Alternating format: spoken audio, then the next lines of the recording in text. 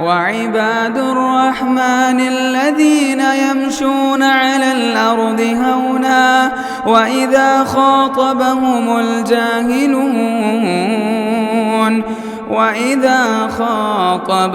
الجاهلون قالوا سلاما. حاضرین دورہ، الحمدللہ پہلی نشست کی تکمیل ہوئی، دوسری نشست کا آغاز ہے جو انشاءاللہ 1 بجے تک چلے گی، جس کی صدارت فضیلت الشیخ مبشر مومن مدنی حفظہ اللہ فرمائیں گے. لہذا بلا تاخیر میں اس نشست کا آغاز کرتے ہوئے فضیلت الشیخ حافظ محمد ہاشم عمری مدنی حفظہ اللہ استاذ جامعہ محمدیہ منصورہ کو دعوت دیتا ہوں کہ وہ حفظ قرآن مجید کے اصول و ضوابط پر محاضرہ دے کر ہم تمام کو ممنون و مشکور فرمائیں. جزاک اللہ خیر. بسم اللہ الرحمن الرحیم. الحمدللہ رب العالمین وصلی وسلم علی البشیر النذیر امامنا وقائدنا وقدوتنا محمد ابن عبداللہ وعلی آلہ وصحبہ اجمعین ومن تبعہم بإحسان الی یوم الدین. اما بعد. محترم صدر اجلاس، علماء کرام، محترم اساتذہ کرام اور معلمات، السلام علیکم ورحمۃ اللہ وبرکاتہ. آج کی اس دوسری نشست میں میرا جو عنوان ہے حفظ قرآن مجید کے اصول و ضوابط.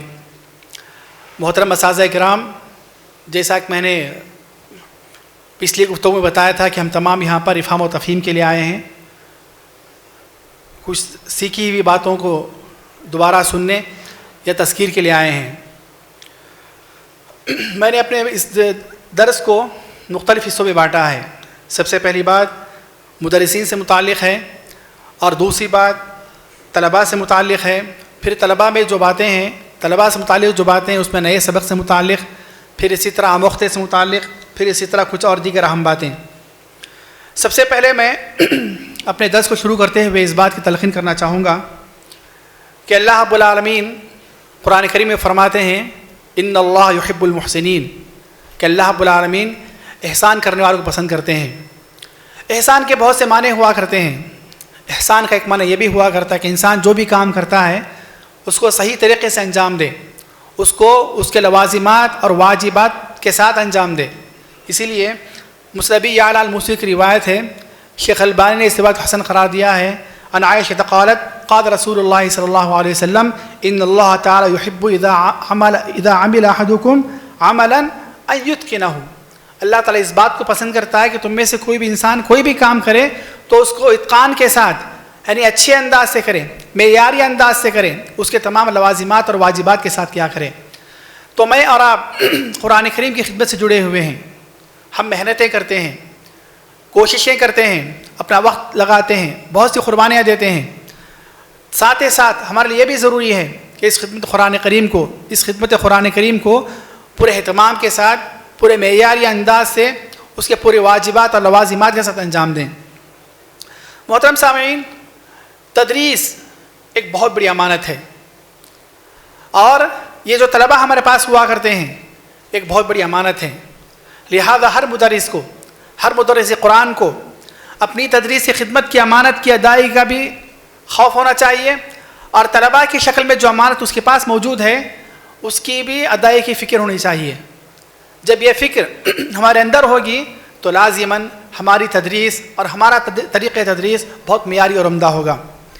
ایک اور بات یہ کہ ہم تمام تدریس کو پیشے کے طور پر نہیں بلکہ خدمت دین کے طور پر انجام دیں. افسوس کی بات ہے کہ عصر حاضر میں جہاں مادہ پرستی کی ریل پیل ہے، وہیں پر بعض مدرسین اسی سوچ کے ساتھ اس میدان میں آتے ہیں کہ مجھے کس ادارے میں میں کس ادارے میں رہوں گا تو مجھے کیا ملے گا، کس ادارے میں مجھے زیادہ سہولیات ملیں گی. نہیں محترم سامعین، اس خدمت کو میں اور آپ، اس تدریس کو میں اور آپ ایک پیشے کے طور پر نہیں، ایک وظیفے کے طور پر نہیں، ایک خدمت دین سمجھ کر انجام دیں. ہو سکتا ہے کہ ادارہ سرکاری وجوہات کی بنیاد پر اس کو پیشے کا نام دے دے یا وظیفے کا نام دے دے، جو کہ پھر بھی غلط ہے، لیکن بحیثیت مدرس میں اور آپ اس کو خدمت دین طور پر انجام دیں۔ محترم مدرسین کرام، ہمارے لیے ضروری ہے کہ ہمارے اندر قابلیت اور صلاحیت رہے۔ مدرسین کے لیے بہت ضروری ہے کہ ان کے اندر قابلیت ہو، صلاحیت ہو، فن کی مہارت ہو، لیاقت ہو، فن میں اتقان ہو۔ اوپری معلومات یا سطحی معلومات یا غیر معیاری معلومات یہ ہمارے اندر نہ ہونی چاہیے۔ دوسری بات یہ ہے کہ مدرس حفظ کا حفظ مضبوط ہونا چاہیے، ٹھوس حفظ ہونا چاہیے۔ ایسا نہیں کہ مدرس کا حفظ خود کچا ہے، ان کا حفظ خود پکا نہیں ہے اور وہ تدریس کی مسند پر آ کر بیٹھ گئے اور بچوں کو پڑھانے لگے۔ ایسا مدرس تدریس کے لیے، درس قرآن کے لیے، حفظ قرآن کے لیے زہر حلال ہے۔ لہذا مدرس کا ہی سب سے پہلے معیاری اور مضبوط اور ٹھوس ہونا چاہیے۔ تیسری بات یہ ہے کہ مدرس کے لیے ضروری ہے کہ ان کی تلاوت صحیح ہو۔ مدرس کی تلاوت بہت صحیح ہونا بہت ضروری ہے، کیونکہ مدرس کی تلاوت کا، مدرس کے انداز تلاوت کا، مدرس کی تلاوت کے طریقہ کار کا طلباء پر بہت اثر پڑے گا۔ اگر مدرس کی تلاوت صحیح ہے، تلفظ صحیح ہے، انداز صحیح ہے، مخارج صحیح ہیں، تو لازماً ان کے پاس پڑھنے والے طلباء بھی ویسے ہی صحیح التلاوہ ہوں گے، ان کی تلاوت بھی صحیح ہوگی، تلفظ بھی صحیح ہوگا، مخارج بھی صحیح ہوں گے، تجوید بھی صحیح ہوگی۔ چوتھی بات یہ ہے کہ مدرس تجربہ کار ہو۔ ایسا نہیں کہ وقتاً فوقتاً تدریس کو چھوڑتا ہے، کسی اور میدان میں جاتے ہیں یا کسی اور میدان میں جاتے ہیں، کبھی تجارت میں جاتے ہیں، کبھی دینی علوم پڑھانے میں چلے آتے ہیں، کبھی تدریس میں آ جاتے ہیں۔ نہیں، خاص طور پہ تدریس کے لیے ضروری ہے، فن حفظ کے لیے ضروری ہے کہ مدرس تدریس ہی کے میدان سے جڑا ہوا ہو، حفظ کے ہی میدان سے جڑا ہوا ہو، کیونکہ مدرس جتنا تجربہ کار ہوگا، جتنا منشا ہوا ہوگا، جتنا ماہر ہوگا، جتنے زیادہ خبرے والا ہوگا، اس کا اثر ان کے طلباء پر ضرور پڑے گا۔ ضروری ہے کہ مدرس تجربہ کار ہو۔ اسی طرح مدرس کے اندر فن کے ساتھ ساتھ، اچھے حفظ کے ساتھ ساتھ، مخارج کی ادائیگی، صحیح تلفظ، اچھی تجوید کے ساتھ ساتھ یہ بھی ضروری ہے کہ تدریسی صلاحیت ہو، تدریسی قابلیت ہو، پڑھانے کا انداز سیکھے، طلباء کو سنبھالنے کا انداز سیکھے۔ تدریس کا انداز سیکھنا ضروری ہے۔ اسی لیے ہم لوگ عرب ممالک میں دیکھتے ہیں کہ وہاں باقاعدہ دورات معلمین ہوا کرتے ہیں، دورات و تدریبیہ للمعلمین ہوا کرتے ہیں، جن میں مدرسین کو ٹیچنگ میتھڈ یعنی طریقہ تدریس بتایا جاتا ہے کہ طلباء کی نفسیات کو کیسے سمجھنا ہے، طلباء کی نفسیات مطابق ان کے ساتھ کیسے تعامل معاملہ کرنا ہے، کس طالب کے ساتھ کیسے سلوک کرنا ہے اور کس فن کو کیسے پڑھانا ہے، فن کی ابتدا کیسے کی جاتی ہے، درس کی ابتدا کیسے کی جاتی ہے، کامیاب معلم کی نشانیاں کیا کیا ہوا کرتی ہیں، ان تمام کا جاننا مدرس کے لیے بہت ضروری ہے۔ ایسا نہیں کہ مجھے مدرس بنا دیا گیا، میں ایسے آ کر بیٹھ جاؤں۔ دیکھیے دنیا کے اندر دنیاوی علوم کا معاملہ یہ ہے، یہ دنیاوی ہنر کا معاملہ یہ ہے کہ جب تک انسان کے پاس وہ ہنر اچھی طرح نہیں آ جاتا، دنیا والے اس کو کام نہیں دیتے ہیں، وہ کام اس کو نہیں سونپتے ہیں۔ لیکن افسوس کی بات ہے کہ بعض مدارس تحفیظ ان تمام چیزوں کی پرواہ کیے بغیر یا ان تمام چیزوں کا اہتمام کیے بغیر ہر کس و ناکس کو تدریس کی مسند پہ بٹھا دیا کرتے ہیں، جس کا خمیازہ طلباء سال بھر بلکہ سال ہا سال تک جھیلتے رہا کرتے ہیں۔ تو مدرس کے لیے ضروری ہے کہ تدریسی قابلیت، تدریسی صلاحیت اور تدریس کی لیاقت اس کے اندر ہو۔ اور اسی طرح مدرس کے لیے ضروری ہے کہ اس کے اندر تدریس کے ساتھ ساتھ مختلف مہارات بھی ہوں، مختلف تجارب بھی ہوں اور متنوع طریقوں سے، کئی طریقوں سے وہ طلباء کو مطمئن کر سکے، فن میں ماہر بنا سکے، مہارت پیدا کر سکے۔ مدرس کی ضروری ہے کہ اس کے اندر گوناگون صفات پیدا ہوں، گوناگون صفات جمع ہوں۔ ایسا نہیں کہ میں مدرس تحفیظ ہوں، بس میرا حفظ پکا ہے، میں مدرس بن گیا ہوں، نہیں، اس کے ساتھ ساتھ مجھے اس سے جڑی ہوئی اس کے جو لوازمات ہوا کرتے ہیں ان کا سیکھنا بھی بہت ضروری ہوا کرتا ہے۔ ایک اور بات مدرسین کے لیے ضروری ہے کہ وہ زندگی بھر سیکھنے اور سکھانے کے عمل کو جاری رکھیں، سیکھنے اور سکھانے کے عمل کو جاری رکھیں، اپنے آپ کو محدود نہ کریں، نہ ہی اپنے آپ کو بڑا سمجھیں، نہ ہی دوسروں سے سیکھنے میں یا دوسرے کے تجربات کو سیکھنے میں اپنی کثر شان نہ سمجھیں، اپنے آپ کو چھوٹا نہ سمجھیں۔ افسوس کی بات ہے کہ آج کے مدارس کے بعض اساتذہ کی عادت یہ ہوتی ہے کہ جب ایک مرتبہ مسند تدریس میں مل جاتی ہے وہ سمجھتے ہیں کہ میں ہی افضل ہوں، مجھے کچھ اور سیکھنے کی ضرورت نہیں ہے۔ یا کسی کی طرف سے کوئی اچھی بات آتی ہے تو اسے اپنے لیے کثرت شان سمجھتے ہیں. یہ بہت بڑے عیب کی بات ہوا کرتی ہے. تو میرے لیے ضروری ہے، میں مدرس اگر تحفیظ ہوں، میرے لیے ضروری ہے کہ میں جس ادارے سے بھی، جس مدرس سے بھی، یا جس جگہ سے بھی کوئی بھی اچھی بات جو میرے فن سے متعلق ہو، میری تدریس سے متعلق ہو، مل سکتی ہے، میں اسے لینے کی کوشش کروں. سیکھنے سکھانے کا یہ جذبہ، یہ شوق، یہ ہمیشہ جاری و ساری رہنا چاہیے. ایک کامیاب معلم کی علامت ہوا کرتی ہے. اسی طرح مدرسین حفظ کے لیے ضروری ہے کہ حفظ قرآن مجید کے اصول و ضوابط، اس سے متعلق آگاہی حاصل کریں. اپنے پاس جس طرح علماء کرام مختلف مدارس کے فارغین اور مختلف مدارس کے مدرسین لائبریری رکھا کرتے ہیں، اپنی ذاتی لائبریری رکھتے ہیں جس میں مخصوص کتابیں ہوا کرتی ہیں، اسی طرح مدرسین حفظ کے لیے ضروری ہے کہ حفظ سے متعلق، حفظ قرآن سے متعلق اس کے جو لوازمات ہوا کرتے ہیں ان سے متعلق مراجع و مصادر کے طور پر کچھ اہم کتابیں ضرور رکھیں.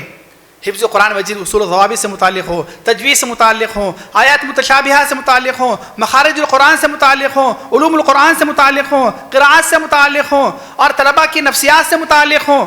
یہ جو اہم عناوین ہوا کرتے ہیں اس سے متعلق کتابیں ضرور رکھا کریں، ان سے وقتاً فوقتاً استفادہ کرتے رہا کریں، تبھی جا کر ہم لوگ کامیاب معلم ہوا کرتے ہیں. دیکھیں ہم لوگ دیکھتے ہیں کہ دنیاوی جو میدان ہوا کرتے ہیں ان میں جو کام کرنے والے ہوا کرتے ہیں وہ اپ ٹو ڈیٹ رہتے ہیں. ان کے پاس اس فن سے متعلق، ان کے میدان سے متعلق ہر تھوڑے تھوڑے وقفے کے بعد نئی معلومات دی جاتی ہیں اور نئی بازار میں آئی ہوئی چیزوں سے انہیں روشناس کرایا جاتا ہے. افسوس کی بات ہے کہ ہمارے مدرسین کا یہ حال ہوا کرتا ہے کہ اکثر مدرسین کا حال ہوا کرتا ہے کہ سال ہر سال سے بیٹھے ہوئے ہیں تدریس پر، لیکن زیادہ نہ معلومات ہیں، زیادہ نہ تجربہ ہے، زیادہ نہ ان کے پاس خبرات ہوا کرتے ہیں. ضروری ہے کہ مدرسین فن سے متعلق آگاہی حاصل کیا کریں. ایک اور بات مدرسین حفظ کے لیے ضروری ہے کہ ہر گزرتے دن، ہر گزرتے سال اپنے آپ کو بہتر سے بہتر اور بہتر سے بہترین بنانے کی کوشش کریں، قابل سے قابل تر اور قابل ترین بنانے کی کوشش کریں. ایسا نہیں کہ ہم چند سال پہلے جب آئے تھے تو جو درجہ، جو معیار، جو مستوی ہمارا تھا آج بھی وہی ہے. یہ ناکام معلم ہے. ہر گزرتے سال کے ساتھ ہماری قابلیت میں، صلاحیت میں، مہارت میں، لیاقت میں اور تجربے میں اور ہمارے معلومات میں اضافہ ہوتے رہنا چاہیے. ہم دن بدن اس فن میں گہرائی میں جاتے رہیں، گہرائی میں جاتے رہیں. جو غوطہ خور سمندر میں کی جتنی گہرائی تک جائے گا وہ اتنے زیادہ خزانے کو لے کر آئے گا. یہ ضروری ہوا کرتی ہے. اسی طرح محترم سامعین، ایک اور بات جس کی مجھے بھی ضرورت ہے اور آج اکثر میں جہاں بھی جاتا ہوں مدرسین تحفیظ کو اس بات کی نصیحت کیا کرتا ہوں یا تاکید کیا کرتا ہوں، یہ یوں سمجھ لیں کہ ایک اچھا مشورہ دیا کرتا ہوں دین و نصیحت کے تحت کہ ہم اپنی تلاوت کی اصلاح کریں، ہم اپنی تلاوت کی تصحیح کریں. اکثر مدارس کے مدرسین سے جو ملاقات ہوتی ہے یا کسی وجہ سے ان کی تلاوت جب سننے میں آتی ہے یا ان کے پاس پڑھے ہوئے بچوں کی جب تلاوت سننے میں آتی ہے تو کافی لفظی غلطیاں، تلفظ کی غلطیاں، مخارج کی غلطیاں ہمیں عام نظر آتی ہیں. اس کے لیے ضروری ہے کہ میں اور ہم تمام آج دنیا میں جو قاری و مقری ہیں، جو ماہرین قراءت ہیں، ان کے سامنے زانو تلمس طے کریں، ان کی شاگردی حاصل کریں. اگر ہمارے شہر میں کوئی قاری اور مقری ہے جو ماہر قرآن ہے، اس کے پاس ہم اپنی تلاوت کی اصلاح کر لیا کریں. اور آج کا زمانہ ان بعد کا زمانہ ہے، آن لائن کا زمانہ ہے. دنیا میں بڑے بڑے ادارے ہیں، مستند اور معتبر ادارے ہیں جہاں پر آن لائن کے ذریعے سے قراءت کی اصلاح کی جاتی ہے. بڑے بڑے قراء اپنی تلاوتوں کی اصلاح کیا کرتے ہیں. تو ہمارے لیے ضروری ہے، مدرسین کی ضروری ہے کہ جیسے حرمین میں بہت سے برنامج ہیں اور عرب ممالک میں بہت سے برنامج ہیں جہاں پر ہم لوگ آن لائن رجسٹر کرا کر کے ہفتے میں 2 دن 3 دن 4 دن 1 گھنٹہ کے لیے، آدھے گھنٹے کے لیے اپنی تلاوت کی اصلاح کر سکتے ہیں. کریں. اس سے جو ہے ہمارا قرآن، ہماری تلاوت اور ہمارا انداز تلاوت سب سے اونچا اور معیاری ہوگا، جس کا اثر طلباء پر ہوگا اور آگے چل کے اس کا اثر عام طور پہ امت مسلمہ پر ہوگا. تو ضروری ہے کہ ہم مدرسین کرام اپنی تلاوت کو اصلاح کیا کریں. پھر اسی طرح محترم سامعین، ہمارے لیے ضروری ہے، مدرسین کے لیے ضروری ہے کہ ہمارے پاس جو قابلیت، صلاحیت، مہارت، لیاقت ہوا کرتی ہے ہم اسے اپنے طلباء میں منتقل کریں. ہمارے طلباء ہماری قابلیت کے عکاس ہوں، ہمارے طلباء ہماری قابلیت اور صلاحیت کے غماز ہوں. ہمارے طلباء کو کچھ پڑھتا ہوا دیکھے لوگ تو اشارہ کر دیں کہ لگتا ہے یہ فلاں مدرس کے طلباء ہیں. یہ بہت ضروری ہے. یہ بات میں اس لیے کہہ رہا ہوں کہ بہت جگہ دیکھا گیا ہے کہ بعض اساتذہ ماشاءاللہ اپنے طور پہ بڑے قابل ہوتے ہیں، بڑے ماہر ہوتے ہیں، مضبوط حفظ ہے، اچھا انداز تلاوت ہے، صحیح تلفظ ہے اور متشابہات میں ماہر ہیں، قرآن کریم بہت اچھی طرح یاد ہے، لیکن افسوس، بلکہ صد افسوس کہ ان کے طلباء وہ ویسے ماہر نہیں ہوا کرتے. تو کامیاب معلم وہ ہوا کرتا ہے جو اپنی قابلیت، صلاحیت، اپنی مہارت اور اپنی تمام چیزوں کو اپنے طلباء میں منتقل کرے. میں اپنے آپ میں قابل ہوں، بھائی سے مدرس، میری تلاوت اچھی ہے، میرا حفظ اچھا ہے، لیکن میرے پاس پڑھنے والے بچے وہ اگر ناکام ہیں یا وہ قابل نہیں ہے تو میں جو ہے میں صحیح طور پہ معلم نہیں ہوں، میں کامیاب معلم نہیں ہوں. میں تو ضرورت اس بات کی ہے کہ ہماری قابلیت اور صلاحیت ہمارے طلباء میں منتقل ہو، یہ بہت ضروری ہوا کرتی ہے. ایک اور بات محترم سامعین، مدرسین حفظ کے لیے ضروری ہے کہ اپنے ادارے میں مسابقات اہتمام کیا کریں، قرآن کریم مسابقات کا اہتمام کیا کریں. اور اس کی مختلف شکلیں ہو سکتی ہیں، اس کے مختلف زمرے ہوتے ہیں. خود مسابقات کی بہت سی شکلیں ہوا کرتی ہیں، حفظ کا مسابقہ، تجوید کا مسابقہ، حسن الصوت کا مسابقہ، پھر اس کے متشابہات کا مسابقہ، پھر تھوڑے سے وقفے میں آدھے گھنٹے کا وقفہ دیا جائے، 1 گھنٹے کا وقفہ دیا جائے کہ اتنے وقفے میں کون طالب کتنے صفحات یاد کر کے سنا سکتا ہے، یا کون کتنا زیادہ یاد کر کے سنا سکتا ہے. قلیل وقت میں کچھ اوراق یا کچھ صفحات کو یاد کرنے کا مسابقہ. مسابقات کی بہت سی قسمیں ہیں، مسابقات کی بہت سی قسمیں ہیں. یا ایک ایسا مسابقہ ہو جس میں ساری چیزوں کو شامل کیا جائے.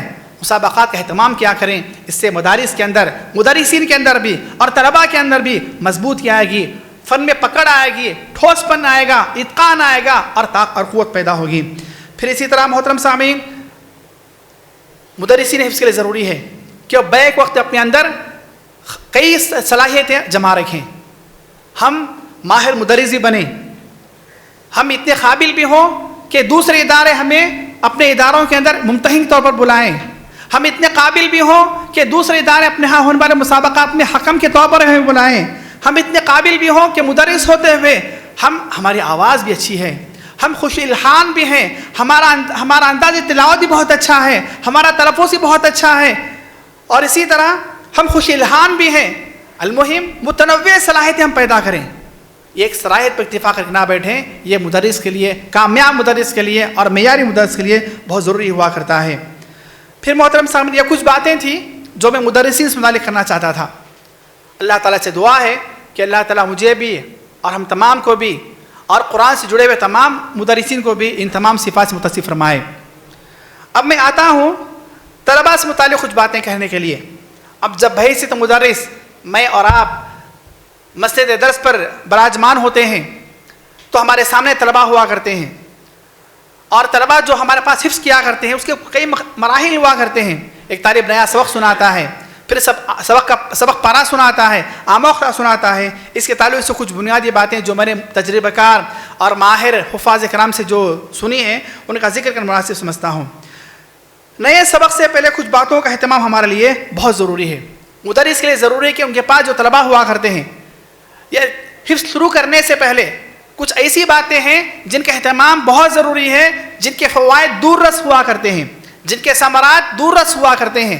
اور ان چیزوں کا اگر اہتمام نہ کیا جائے تو جب تک وہ طالب حفظ کرتا رہے گا اس کے نقصانات بھی اس پر مرتب ہوا کریں گے. سب سے پہلی بات یہ ہے کہ طالب کا ناظرہ مکمل ہو چکا ہو، اور ناظرہ تلاوت قرآن کریم وہ اچھے انداز سے پڑھ سکتا ہو.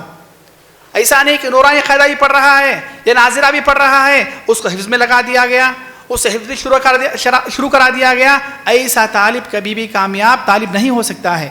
وہی طالب اچھی طرح حفظ کر سکتا ہے جس کا ناظرہ اور جس کی تلاوت مکمل طور پہ صحیح ہو چکی ہو. ہم ہندوستان کے وہ بڑے بڑے مدارس یا وہ عالمی درجے کے مدارس، یا یوں کہیں کہ حفظ قرآن کے مساعد و مراجع کہے جانے والے مدارس جن کے تعلق سے ہم جانتے ہیں، جب ان کے حالات جانتے ہیں ہم لوگ تو پتہ چلتا ہے کہ وہاں پر 2-2 سال صرف تلاوت میں لگائے جاتے ہیں. طلباء کو 2-2 سال کا صرف اور صرف حفظ قرآن صرف تلاوت پہ لگائے جاتے ہیں. پھر تلاوت کا امتحان لیا جاتا ہے، اس میں کامیابی کے بعد ہی اس طالب کو جو ہے شعبہ حفظ میں داخلہ دیا جاتا ہے. اور وہاں کے طلباء ماشاءاللہ عالمی طور پر مضبوط حفظ میں ماہر مانے جاتے ہیں. تو یہ چیز ہمارے اندر ہونی چاہیے. افسوس کی بات ہے کہ ہمارے جو اہل حدیث جو مدارس ہوا کرتے ہیں ان میں طلباء کی بڑی تعداد ایسی ہوا کرتی ہے جن کا ناظرہ صحیح نہیں ہوا کرتا ہے. تو سب سے پہلی بنیادی شرط یہ ہے کہ طالب کا ناظرہ مکمل ہو چکا ہو. اور دوسری بات ہے کہ طالب کا اپنا ذاتی مصحف ہو جو ابتدا تا انتہا تک اس کے پاس رہے. ایسا نہیں, مصحف بدلنے سے بھی بہت سے نقصانات ہوا کرتے ہیں. اور تیسری بات یہ کہ مدرس کے لیے ضروری ہے کہ طلباء کی تعداد کو بھی اپنے پاس ملحوظ خاطر رکھے. 12 سے زائد طلباء نہ ہو. کثرت تعداد سے استاد کی توجہ بھی کم ہو جاتی ہے, بٹ جایا کرتی ہے, اور طلباء پر استاد زیادہ وقت بھی نہیں دے پاتا ہے, جس کی وجہ سے حفظ کمزور رہا کرتا ہے.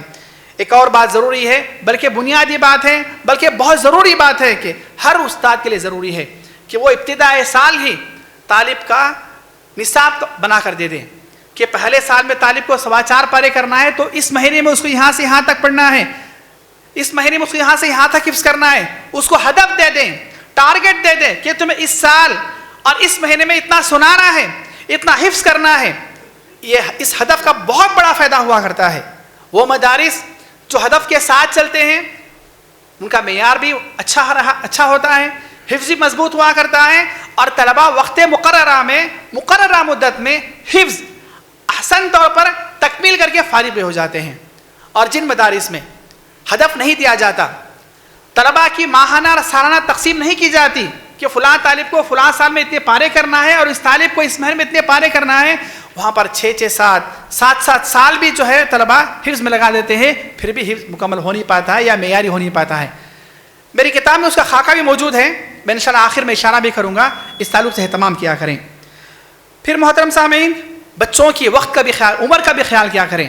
یاد رکھیں چھوٹی عمر جو ہوا کرتی ہے وہ حفظ کے لیے بہت صحیح عمر ہوا کرتی ہے. کامیاب جو مدارس ہیں اور کامیاب جو مدرسین ہیں ان تمام کا متفقہ طور پہ ہی فیصلہ ہے کہ 10 سال کی عمر سے زائد بچوں کو لینا حفظ میں یہ بسا اوقات نقصان کی بات ہوا کرتی ہے. حافظ خطیب ابن الجوزی رحمہ اللہ فرماتے ہیں کہ کان السلف اذا نشأ لأحدهم ولد شغلوا بالقرآن وسماع الحدیث. سلف کا یہ عالم تھا کہ بچہ جب جیسے بڑھنے لگتا اپنے بچے کو قرآن کریم کے حفظ اور حدیث کی سماع کے لگا دیا کرتے تھے.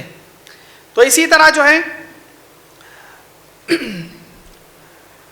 تو ضروری ہے, ایک حدیث میں بھی آتا ہے رسول اللہ نے فرمایا صلی اللہ علیہ وسلم من تعلم القرآن وهو فطیع السن اخلطه اللہ بلحمه ودمه رواہ البیہقی والبخاری فی الادب المفرد. کہ جو بچہ چھوٹی عمر میں قرآن کریم سیکھنا شروع کرتا ہے یا سیکھتا ہے, اللہ تعالیٰ قرآن کریم کو اس کے جسم, اس کے گوشت اور خون سے ملا دیتا ہے. کیا مطلب ہے؟ یعنی بچے کو قرآن کریم اور حفظ قرآن اس کے بچے کے جسم و دماغ میں پیوست کر دیا جاتا ہے, اور جیسے جیسے بچے کی عمر بڑھتی جاتی ہے اس کا دماغ بھی پھیلتا جاتا ہے اور اس کے خیالات بھی منتشر ہونے لگتے ہیں, جس کا براہ راست اثر جو ہے حفظ پر ہوا کرتا ہے.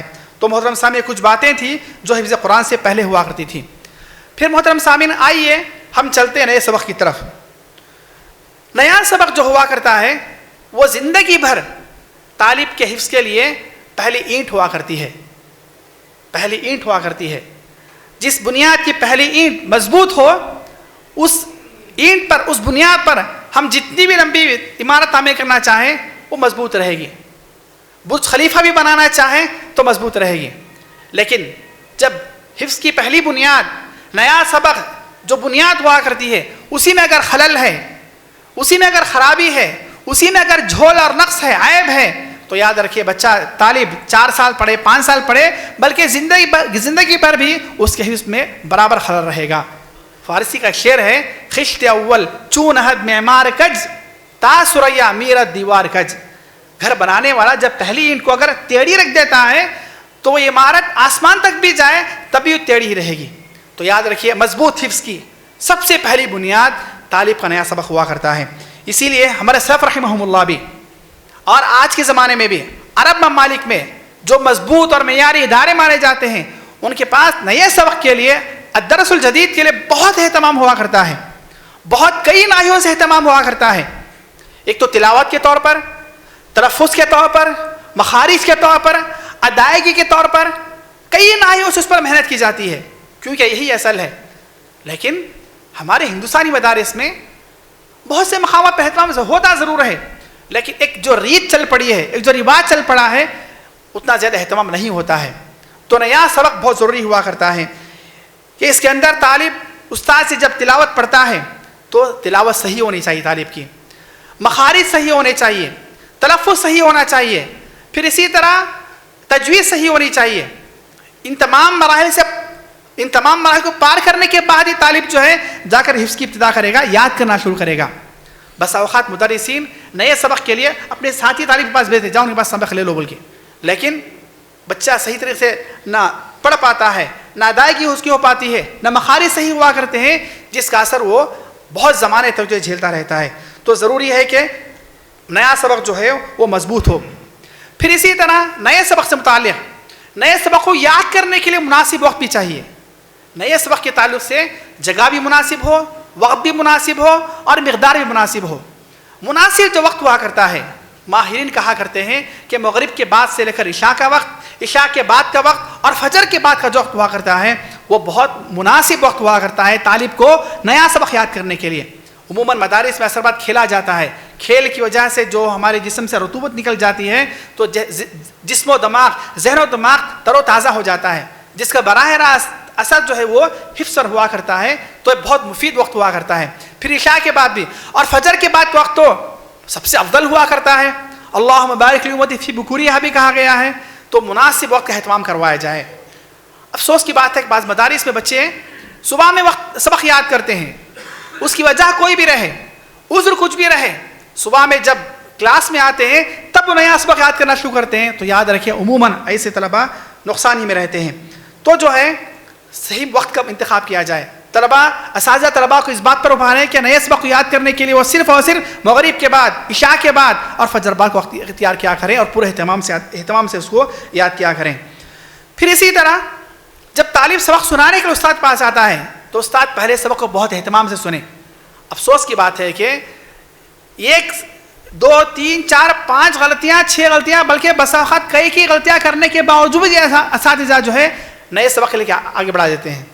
یہ افسوس کی بات ہے، بلکہ عرب ممالک میں یہ معیاری مدارس میں ایک غلطی پر بھی بھیج دیا جاتا ہے، بلکہ غلطی دور کی بات بسا اوقات جھجکنے پر بھی، میں نے خود دیکھا ہے کہ جھجکنے پر بھی جو ہے طالب کو بھیج دیا جاتا ہے کہ تم نیا سبق ایسے سنو کہ غلطی تو دور کی بات جھجک بھی نہیں ہونی چاہیے۔ یہ بہت ضروری ہے۔ ہمارے مدارس میں کسی بھی وجہ سے ہوں، بس اوقات نصاب کو آگے بڑھانے کے لیے، اس کے حفظ کی تکمیل کے لیے بہت سی وجوہات کی بنیاد پر یا کوئی معیاری نظام نہ ہونے کی وجہ سے کئی غلطیوں کے باوجود آگے بڑھا دیتے ہیں۔ اور غلطیوں کی کئی اقسام بھی ہوا کرتی ہیں۔ طالب جو ہے یا تو رک کر آگے بڑھتا ہے یا کئی الفاظ چھوڑ کر آگے بڑھتا ہے، الفاظ کی غلطیاں کرتا ہے، تلفظ کی غلطیاں کرتا ہے، مخارج کی غلطیاں کرتا ہے، کئی اقسام کی غلطیوں کے باوجود بھی اس کو نئے سبق کے آگے بڑھا دیا جاتا ہے جو اس کے لیے نقصان دہ ہوا کرتی ہیں۔ پھر اسی طرح محترم سامعین مناسب مقدار۔ اب مناسب مقدار میں کئی چیزیں ہوتی ہیں۔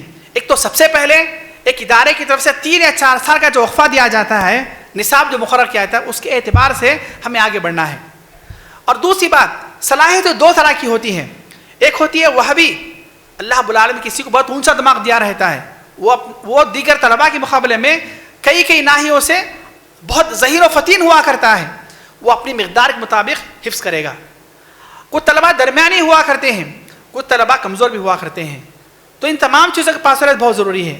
ایسا نہیں کہ جو ہے بہت کم سبق دیا جا رہا ہے یا ایسا نہیں کہ بہت زیادہ سبق دیا جائے جو طالب پر بوجھ پڑ رہا ہے۔ ان تمام کا پاس و لحاظ ہو کہ مناسب مقدار میں سبق دیا جائے۔ پھر اسی طرح جو ہے سبق یاد کرنے کے لیے مناسب جگہ بھی طے کی جائے۔ تو مناسب وقت، مناسب مقدار اور مناسب جگہ، یہ 3 جو ہے بہت کارآمد چیزیں ہوا کرتی ہیں، مؤثر چیزیں ہوا کرتی ہیں نئے سبق کو معیاری انداز سے یاد کرنے کے لیے۔ نئے سبق کو معیاری انداز سے یاد کرنے کے لیے کہا جاتا ہے کہ جو ہے مسجد سب سے افضل جگہ ہوا کرتی ہے نئے سبق یاد کرنے کے لیے، بلکہ حفظ قرآن کریم کے لیے۔ علماء فرماتے ہیں کہ جو مسجد میں جب انسان حفظ کرتا ہے یا یاد کرتا ہے، طلب علم کرتا ہے، تو اس کے 3 اعضاء جو ہے وہ صحیح سالم رہتے ہیں۔ اس کی آنکھیں بھی صحیح سالم رہتی ہیں کہ مسجد میں کچھ ہنگامہ نہیں ہوتا ہے، اس کے کان بھی صحیح سالم رہتے ہیں، اور مسجد پرسکون جگہ ہوا کرتی ہے۔ تو کئی ناحیوں سے مسجد جو ہے افضل جگہ ہوا کرتی ہے۔ پھر محترم سامعین، تو لہٰذا ضروری ہے کہ نئے سبق کو پورے اہتمام کے ساتھ طالب سے سنا جائے، طالب کو دیا جائے۔ ادائیگی، تلفظ، مخارج، تجوید، غلطیوں سے پاک ہونا، اور اسی طرح مدرسین نئے سبق ہی کے اندر طالب کو اشارہ کریں کہ اس طرح کی آیت متشابہات کے باب میں کہاں پائی جاتی ہے، کہاں پائی جاتی ہے۔ افسوس کی بات ہے کہ بڑے سے بڑے مدارس، بہت سے مدارس میں آج متشابہات پہ زور بہت ہی کم ہو چکا ہے۔ ہم جب امتحان لینے جاتے ہیں تو بس اوقات طالب حفظ کر لیتا ہے، مکمل قرآن بھی کر چکا ہے، لیکن متشابہات کے بارے میں جانتا نہیں ہے. انشاءاللہ اس کے بعد اگلا جو محاضرہ ہوگا وہ متشابہات سے متعلق ہوگا، اور ہمارے درمیان ایک متشابہات کے ماہر بھی بیٹھے ہوئے ہیں. تو ضروری ہے کہ طالب کو نئے سبق سے اشارہ کر دیا جائے کہ یہ جو آیت آئی ہوئی ہے، اس طرح کی آیت تمہارے مقرور نصاب میں، یعنی تمہارے پڑھے ہوئے اسباق میں سے، تمہارے پڑھے ہوئے پاروں میں سے فلاں فلاں جگہ پر ہے اور فلاں ہلکے فرق کے ساتھ ہے، یہ بتانا بہت ضروری ہے، تاکہ طالب پہلے ہی دن سے نئے سبق کی ابتدا سے ہی اس آیت کے متعلق جانکاری حاصل کر لے، تبھی جا کر اس کا حفظ جو ہے وہ صحیح انداز سے مکمل ہو سکتا ہے. پھر اسی طرح محترم سامعین، آئیے اب ہم جانتے ہیں سبق کے ساتھ سبق پارا عموماً جو ہے مدارس سے سنا جاتا ہے، بہت اچھی بات ہے اور بڑے اہتمام کرنا چاہیے اس کے اوپر. روزانہ 4 سے 5 اسباق سنے جاتے ہیں، بڑے اہتمام کی بات ہے، بہت اچھی بات ہے. تو کسی بھی حفظ کو، کسی بھی نئے سبق کو زندگی پر یاد رکھنے کے لیے سبق پارا بہت اہم ہوا کرتا ہے. آموختہ تو اس کو تو ہم نے کئی مرتبہ یاد کرایا ہے اور طالب کر بھی چکا ہے. جو نیا سبق ہے وہ ہفتہ 10 دن پرانا ہے، 5-6 دن پرانا ہے، تو اس کو مکرر کرنا، اس کو بار بار دہرانا، بار بار یاد کرانا اور استاد کا بار بار سننا، یہ اس کو مضبوط کرنا ہوا کرتا ہے. عربی کا محاورہ ہے اذا تکرر تقرر، کوئی بھی چیز جب بار بار دہرائی جاتی ہے وہ جگہ پیوست کر لیتی ہے، وہ ہر جگہ دل و ذہن و دماغ میں جاگزی ہو جاتی ہے. محترم سامعین، اساتذہ کرام، اب آئیے ہم لوگ جانتے ہیں آموختے کی طرف. یہ آموختہ ہر طالب کا جزء لا ينفك ہے، ہر طالب کا ایک حصہ ہے، بلکہ درس کا جو ہے ایک لازمی حصہ ہے. اس میں جتنا زیادہ اہتمام ہونا چاہیے ویسا ہوتا بھی کم ہے، اور اس میں جتنا زیادہ اہتمام کیا جائے طالب اتنا ہی زیادہ مضبوط، قوی، متقن، ماہر اور تجربہ کار بن کے نکلتا ہے. دیکھیے، اوقات کی صحیح طریقے سے ترتیب نہ ہونے کی وجہ سے، اوقات کی صحیح ترتیب و تنظیم نہ ہونے کی وجہ سے بس اوقات طلباء کو آموختہ یاد کرنے کا وقت بھی نہیں ملتا ہے. یہ صرف اور صرف استاد کی طرف سے اوقات کی صحیح ترتیب نہ ہونے کی وجہ سے، صحیح تنظیم نہ ہونے کی وجہ سے. تو ضروری ہے کہ مدرس بھی تمام طلباء کے لیے اوقات کو خاص کر دے کہ 11 بجے تک وہ تمام طلباء کے بہر صورت اسباق سن لیں. اگر سارے طلباء ایک ہی مرحلے میں پہلی ہی مرتبہ سبق سنا کر، کامیابی سنا کر نیا سبق لے لیتے تو بہت اچھی بات ہے. اگر طالب غلطی کرتا ہے تو اس کو دوبارہ بھیجا گیا، سہبارہ بھیجا گیا، پھر بھی آ کر سناتا ہے، تو بہر صورت 11 بجے آخری وقت ہوا کرتا ہے تمام طلباء کے اسباق سے فراغت کا. اس کے بعد کا جو وقت ہوا کرتا ہے وہ طلباء کے لیے آموختے کی یاد کرنے کے لیے ہے. مغرب کے بعد کا وقت، عشاء کے بعد کا وقت، فجر کے بعد کا وقت وہ تو نئے سبق کے لیے ہے. تو طالب آموختہ کب یاد کرے گا؟ وہ 11 بجے کے بعد سے لے کر کے عموماً جو عصر تک کا وقت ہوا کرتا ہے، عموماً یہی مناسب وقت ہوا کرتا ہے طلباء کے لیے نیا سبق آموختہ یاد کرنے کے لیے. طلباء کو جتنا زیادہ وقت ملے گا آموختہ یاد کرنے کے لیے، اس کا حفظ اتنا زیادہ مضبوط ہوگا. اس کے لیے ضروری کہ اساتذہ کرام وقت کی ترتیب، وقت کی تنظیم کا پاس و لحاظ کریں. بس اوقات ہم نے دیکھا ہے بعض مدارس میں عصر تک بھی طالب سے صرف نیا سبق سنا جاتا ہے، عصر تک بھی سنتے رہتے نیا سبق. اس سے بس اوقات طالب کی کمزوری ہوتی ہے اور خود استاد کی طرف سے بھی صحیح منصوبہ بندی نہیں ہوتی ہے. کہنے پر پورا بس اوقات الزام طالب پر ڈال دیا جاتا ہے. ایسی بات نہیں ہے. کچھ محبت پہ بھی ہوتے ہیں، جنون کے انداز، اور کچھ لوگ بھی دیوانہ بنا دیتے ہیں. بس اوقات کچھ طالب کی طرف سے غلطی ہوتی ہے تو اس کی یہ مطلب نہیں کہ پوری غلطی طالب پر ڈال دیں. تو ضروری ہے کہ اوقات کی صحیح ترتیب، صحیح تنظیم ہمارے پاس ہو. 11 بجے تک اساتذہ کرام بہر صورت نئے سبق پارے سے فارغ ہو جائیں. اس کے بعد استاد کے لیے بھی، طالب کے لیے راحت ہوگی آموختہ یاد کرنے کے لیے. محترم سامعین، جیسے جیسے طالب کا سبق بڑھتا جاتا ہے، اس کا مقروء جتنا زیادہ ہوتا جاتا ہے، اس کے پارے جتنے زیادہ ہوتے جاتے ہیں، آموختے کی مقدار بھی اسی قدر زیادہ ہونی چاہیے. آموختہ کی مقدار بھی اسی قدر زیادہ ہونی چاہیے. بسا اوقات طالب 2 پارے بھی سنائے جب آخر کے مراحل میں ہو، تو کم مقدار میں آموختہ سننا یا اس معاملے میں طالب پر رحم کرنا، بسا اوقات رحم کی بات آتی ہے استاد کی طرف سے کہ زیادہ بوجھ نہ ڈالا جائے، یہ غلط بات ہے. کم مقدار میں آموختہ سننا یا صحیح منصوبہ بندی نہ کرنا آموختے کے لیے ایک بہت بڑا عیب ہوا کرتا ہے، جو آگے چل کر ایک بہت بڑی غلطی کو جنم دیتا ہے. تو ضروری ہے کہ اوقات کی صحیح تنظیم اور ترتیب ایسی ہو کہ طالب کو آموختہ یاد کرنے کے لیے زیادہ سے زیادہ موقع مل سکے. بس اوقات بعض مدارس کے دور میں بات آئی کہ جیسے جیسے طالب کا آموختہ بڑھتا جاتا ہے یا اس کے مقروء پارے زیادہ ہوتے جاتے ہیں، आमुख्त में कमज़ोरी नज़र आती है, पुख्तापन कम नज़र आता है, गलतियाँ ज़्यादा क्या करते हैं, यह आम तौर पर शिकायत आती है। तो इसके हल के लिए 3 बातें मैंने बाज़ लोगों के सामने रखी अल्लाह ताला की तौफीक से, और बाज़ मकाम पर अमल भी हुआ उस पर, उसके बहुत हद तक अच्छे असरात भी नज़र आए। सबसे पहला कि अगर तालिब फितरी एतबार से कमज़ोर है तो कुछ दिनों के लिए उसका सबक रोक दिया जाए, उसे 1 महीने के लिए 2 महीने के लिए सुबह शाम मुकम्मल औकात आमुख्त आयत कराया जाए। 15 दिन या बस औकात 1 महीना ज़्यादा से ज़्यादा मुकम्मल तौर पर सबक रोक दिया जाए और शुरू ता आखिर आमुख्त याद करवाया जाए और रोज़ाना ज़्यादा से ज़्यादा आमुख्तों से सुना जाए।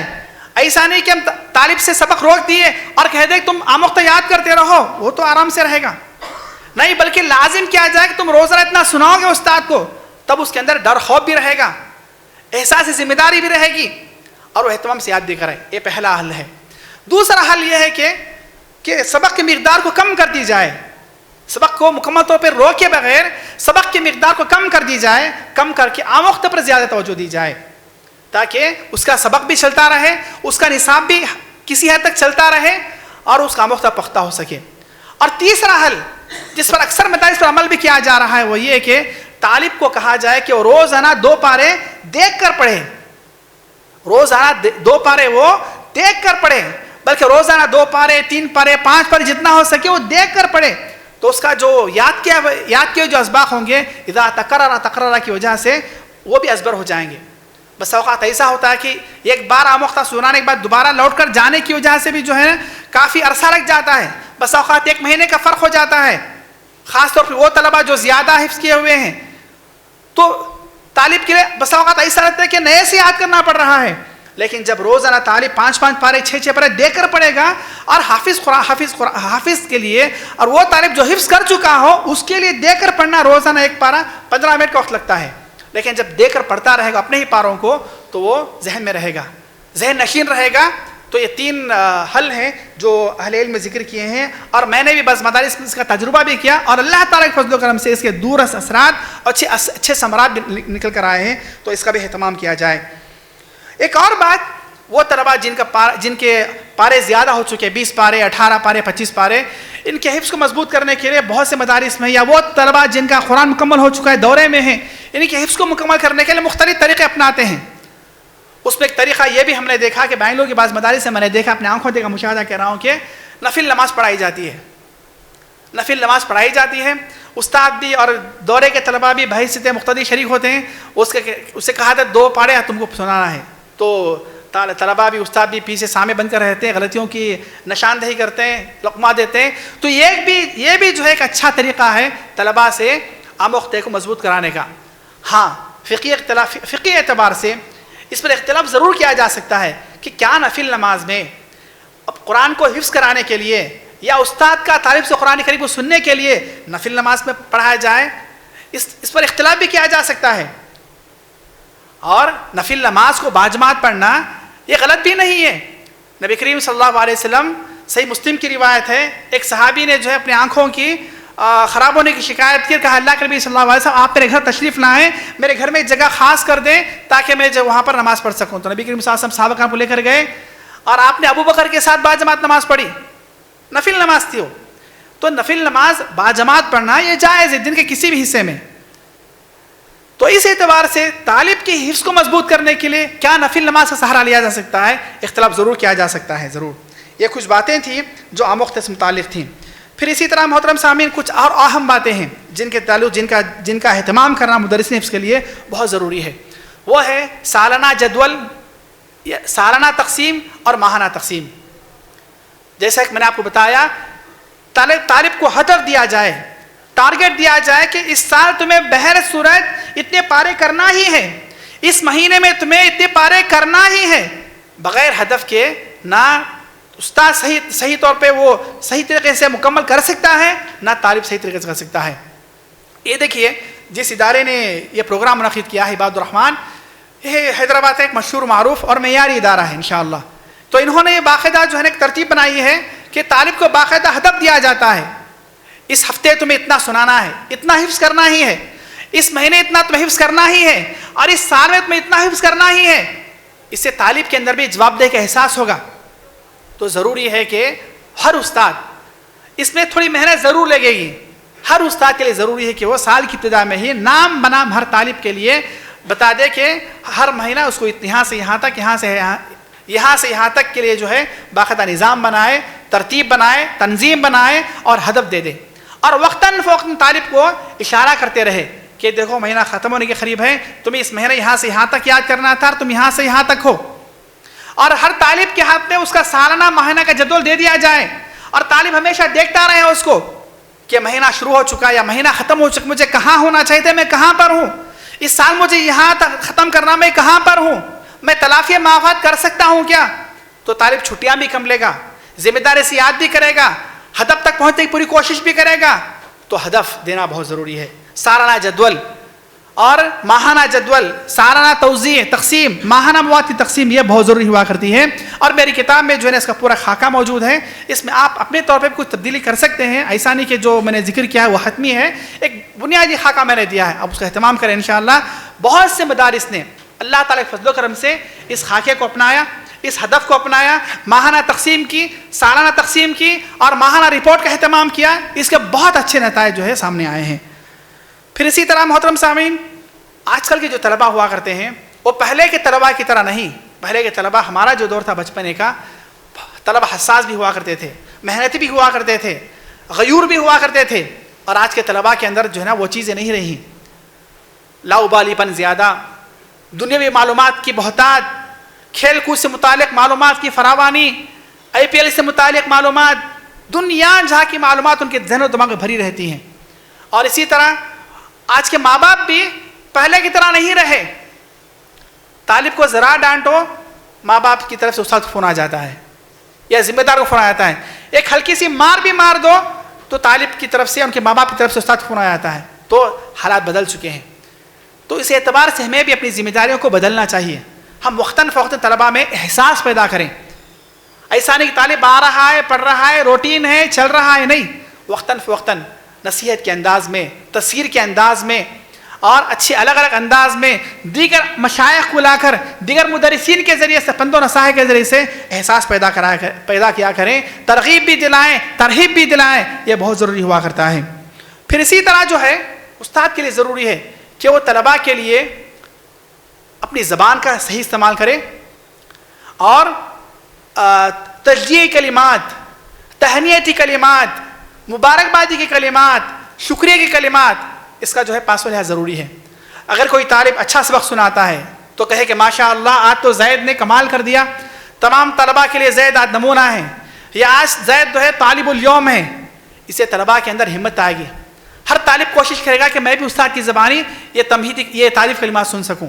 اور خود جو طالب محنت کر کے آپ اچھا سبق سنایا تھا، اچھا سبق پارا سنایا تھا، اچھی طرح آموختہ سنایا تھا، اس پورے مہینے کا نصاب مکمل کیا تھا، جب آپ سارے طلباء کے سامنے، کلاس کے طلباء کے سامنے اس کی ہمت افزائی کریں گے تو اس کے اندر بھی ہمت اور آئے گی اور آگے بڑھنے کے لیے. اور دیگر طلباء کے اندر بھی تنافس آئے گا، مسابقہ آرائی آئے گی، آگے بڑھنے کا جذبہ پیدا ہوگا. ان کے ماں باپ کی بھی تمنا ہوئی کہ ہمارا بچہ بھی اس طرح کی تعریف کلمات سنے. ماں باپ بھی بچے پر زور ڈالیں گے یا اور نصیحتیں کریں گے. تو استاد کے لیے ضروری ہے کہ طلباء کے لیے تہنیتی کلمات، مبارکبادی کے کلمات، شاباشی کلمات یہ کہا کر، اس سے طلباء کے اندر بہت زیادہ ہمت آتی ہے اور محنت کا جذبہ آتا ہے، آگے بڑھنے کا جذبہ آتا ہے، اور تمام طلباء کے اندر بھی مسابقہ آرائی ہوا کرتی ہے. اور اسی طرح زبان کا صحیح استعمال ہو، ڈانٹنا، سخت الفاظ سے استعمال کرنا، نازیبا الفاظ سے استعمال کرنا کہ تم کبھی سدھرو گے نہیں، تمہاری زندگی ایسے ہی ہے، تم اسی قابل ہو، اس طرح کے غلط الفاظ کا استعمال جو استاد کے لیے نازیبا چیزیں ہیں. یاد رکھیے طلباء کی ہمت افزائی یا طلباء کا اچھے مزاج کا ہونا، استاد کا اچھے مزاج کا ہونا وہ بہت ضروری ہے. جو استاد زبان کے اعتبار سے، تعامل کے اعتبار سے خوش مزاج ہو، یعنی خوش مزاج ہو، خشک نہیں، خوش مزاج ہو، اچھی زبان والے ہوں، میٹھی زبان بات کرتے ہوں، طلباء کے ساتھ نرمی اور محبت کا معاملہ کرتے ہوں، محبت، مودت، رافت، رحمت کا معاملہ کرتے ہوں، اسی طرح ان کی اچھائیوں پر انہیں مبارکبادی دیتے ہوں، دعائیا کلمات دیتے ہوں، ہمت افزائی کرتے ہوں، طلباء ایسے استاد کو دل و جان سے چاہتے ہیں. طلباء ایسے استاد کو دل و جان سے چاہتے ہیں اور جو ان کی باتیں بھی بصر و چشم سنتے بھی ہیں اور قبول بھی کرتے ہیں، اس پر عمل کرنے کی کوشش بھی کرتے ہیں. اس کے برخلاف وہ استاد جو خوش مزاج ہو، ابوسن قمطریرہ کی طرح ہو، یا ہمیشہ جو ہے روکھے سوکھے مزاج والا ہو، طلباء کہتے ہیں زیادہ تجلیل کلمات بھی نہیں ہیں، یا بالکل روکھا سوکھا انداز والے ہوں، طلباء بھی ایسے اساتذہ سے تھوڑا دور ہی رہتے ہیں، بدک کر ہی رہتے ہیں، بھلے وہ استاد کتنے ماہر کیوں نہ ہو، فن میں کتنے قابل کیوں نہ ہو۔ تو استاد کے مزاج کا بہت اچھا اثر ہوا کرتا ہے طلباء کے آگے بڑھنے میں، طلباء کی نشو و نما میں، ان کی مہارت اور قابلیت میں۔ امام تاج الدین سبکی رحمہ اللہ سن 771 میں ان کی وفات ہوئی ہے۔ وہ امام ذہبی کے بھی شاگرد تھے، امام مزی کے بھی شاگرد تھے۔ وہ اپنا واقعہ بتاتے ہیں کہ جو ہے میں امام مزی رحمہ اللہ کے پاس دن میں 2 مرتبہ طلب علم میں جاتا تھا، دن میں 2 مرتبہ امام ذہبی کے پاس، امام ذہبی کے پاس دن میں 2 مرتبہ طلب علم میں جاتا تھا۔ ایک اور استاد تھے ان کے، وہی محدث امام مزی رحمہ اللہ، مشہور معروف کتاب ہے ان کی، ان کے پاس ہفتے میں 2 مرتبہ جاتا تھا۔ کیوں؟ ایک استاد کے پاس طلب علم کے دن میں 2 مرتبہ جا رہے ہیں، اور ایک استاد کے پاس ہفتے میں 2 مرتبہ جا رہے ہیں۔ وہ خود فرماتے ہیں کہ جو ہے وَكَانَ شیخنا الذہبی كَانَ كَثِيرَ الْمُلَاطَفَةِ، ہمارے امام ذہبی جو ہمارے استاد تھے وہ بہت ہنسمکھ مزاج تھے، طلباء سے بہت اچھے انداز سے بات کرتے، پیار و محبت سے بات کیا کرتے تھے۔ وَكُنْتُ شَابًا فَيَقَعُ ذَلِكَ فِي قَلْبِي، میں نوجوان بچہ تھا تو استاد کا یہ ہنسمکھ مزاج، ان کی شخصیت اور ان کے اچھا تعامل، ان کی اچھی زبان، ان کا اچھا مزاج مجھے دل کو بھا گیا۔ میں دن میں 2 مرتبہ جاتا ہوں ان کے پاس طلب علم کے لیے۔ جبکہ وَأَمَّا الْمِزِّي فَكَانَ رَجُلًا عَبُوسًا مَهِيبًا، امام مزی کے پاس ہفتے میں 2 مرتبہ جاتا اس لیے کہ وہ تھوڑا خوش مزاج تھے، باروب انسان تھے، روبدار انسان تھے، اور تھوڑا خوش مزاج تھے۔ تو استاد کے مزاج کا بھی طلباء پر بہت اثر ہوا کرتا ہے، مثبت اعتبار سے بھی منفی اعتبار سے بھی، ان کے آگے بڑھنے میں بھی اور ان کے پیچھے رہنے بھی۔ تو استاد کے لیے ضروری ہے کہ اپنے مزاج کے اندر بھی تنوع لے کر آئیں اور اپنے آپ کو جتنا ہو سکے مفید اور انفع بنانے کی کوشش کیا کریں۔ پھر اسی طرح محترم سامعین، تمام طلباء ایک جیسا نہیں ہوا کرتے، مزاج کے اعتبار سے بھی، قابلیت اور صلاحیت کے اعتبار سے بھی، اور قوت حافظہ کے اعتبار سے بھی۔ ہم چاہیں کہ سارے طلباء کے ساتھ ہمارا ایک ہی طرح کا تعامل ہو، یہ تو ناممکن ہے۔ اور اللہ رب العالمین نے تفاوت رکھا ہے لوگوں میں، مختلف صلاحیتوں میں، ہر چیز میں اللہ رب العالمین نے درجات رکھے ہیں، فرق رکھا ہے، تفاوت رکھا ہے۔ اس کا پاس و لحاظ استاد کو بہت زیادہ کرنا چاہیے۔ عموماً دیکھنے میں یہ ہوتا ہے، مدارس کی عام بات ہے، بلکہ اسکولوں کی عام بات ہے، بلکہ مدرسین کی اور ٹیچر کی کمزوری ہے کہ وہ ذہین طلباء پر زیادہ توجہ دیتے ہیں، کمزور طلباء کو چھوڑ دیا کرتے ہیں۔ جبکہ زیادہ توجہ کے طلبگار کمزور بچے ہوا کرتے ہیں، ذہین طلباء تو ذہین ہیں ہی، وہ اپنا پڑھ لیں گے، اپنے آپ پہ قابل بن جائیں گے وہ۔ تو ہماری توجہ کے زیادہ حقدار، زیادہ طلبگار کمزور طلباء ہوا کرتے ہیں۔ تاریخ بغداد میں حافظ خطیب بغدادی رحمہ اللہ نے ایک واقعہ ذکر کیا ہے کہ امام شافعی کے ایک شاگرد تھے ربیع بن سلیمان، ان کے مشہور معروف شاگرد تھے وہ۔ امام شافعی مشہور معروف عالم دین، محدث، فقیہ، 204 ہجری میں ان کا انتقال ہوا۔ ان کے جو شاگرد تھے ربیع بن سلیمان تھوڑا کن ذہن تھے۔ دوران درس امام شافعی رحمہ اللہ کسی مسئلے کو 40 مرتبہ دہرائے۔ طبقات شافعیہ کی یہ واقعہ موجود ہے، تاریخ بغداد میں واقعہ موجود ہے کہ امام شافعی نے مسئلے کو 40 مرتبہ دہرایا، 4 مرتبہ نہیں 40 مرتبہ دہرایا، پھر بھی جو ہے ربیع بن سلیمان سمجھ نہیں پائے۔ یوں کہے کہ وہ شاید تھوڑا ذہنی اعتبار سے کن ذہن تھے، یا کسی وجہ سے سمجھ نہیں پائے، یا کمزور طالب تھے، کسی بھی وجہ سے سمجھ نہیں پائے۔ آخر کار وہ خود شرمندہ ہو کر شرم و حیا کے مارے اس محفل سے اٹھ کر چلے گئے۔ لیکن امام شافعی، وہ تو امام شافعی تھے، قرشی النسل تھے، اور مشہور معروف محدث تھے، فقیہ تھے، ماہر نفسیات تھے۔ وہ سمجھ گئے کہ میرے شاگرد ربیع بن سلیمان 40 مرتبہ یہ سمجھ نہیں پائے ہیں اور مارے شرم ہوئے کہ چلے گئے ہیں۔ امام شافعی نے تنہائی ان کو بلایا اور بلا کر اس مسئلے کو اور اچھے انداز سے سمجھایا، تب وہ سمجھ گئے۔ پھر امام شافعی نے فرمایا، یا ربیع لو قدرت ان اطعمک العلم لطعمتک حیاہ، اے ربیع اگر یہ اس بات کی میں طاقت رکھتا کہ علم کو نوالے کی شکل میں تمہیں کھلاؤں، وہ بھی کر گزرتا۔ علم کو ایک نوالا بنا کر تمہارے پیٹ پہ پہنچا دو، میں وہ بھی کر سکتا تھا۔ یہ ہمارے سلف ہیں جو ہمارے لیے بہترین نمونہ ہیں۔ تو ہمارے طلباء کے اندر متنوع صلاحیت والے ہوا کرتے ہیں اور مختلف قدرات والے طلباء ہوا کرتے ہیں، تو ضروری ہے کہ استاد ماہر نفسیات ہو، اور کمزور طلباء پر ہمارے زیادہ توجہ ہونی چاہیے۔ کمزور طلباء کو ڈانٹنا یا انہیں بددعا کرنا یا ان کے ساتھ سخت الفاظ سے سماع کرنا، یہ کامیاب مدرس کی علامت کبھی بھی نہیں ہوا کرتی۔ اسی طرح محترم سامعین، مدرس کے لیے ضروری ہے کہ طلباء کے اندر بوریت کو ختم کرنے کے لیے، ملل کو ختم کرنے کے لیے متنوع پروگرام ترتیب دیں، متنوع پروگرام ترتیب دیں۔